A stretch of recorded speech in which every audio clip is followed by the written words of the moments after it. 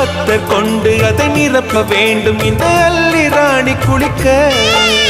இந்த ரீதியில் அன்பு செய்தால் என்னவாகுமோ என் பாடு? காற்று வந்து உன் குழல் கலைத்தால் கைது செய்வதென ஏற்பாடு.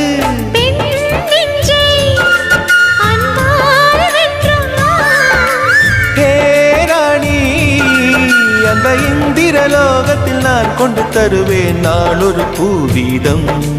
உன் அன்பு அது போதும். தொடு தொடுவெனவே வானவில் என்னை தூரத்தில் அழைக்கின்ற நேரம்.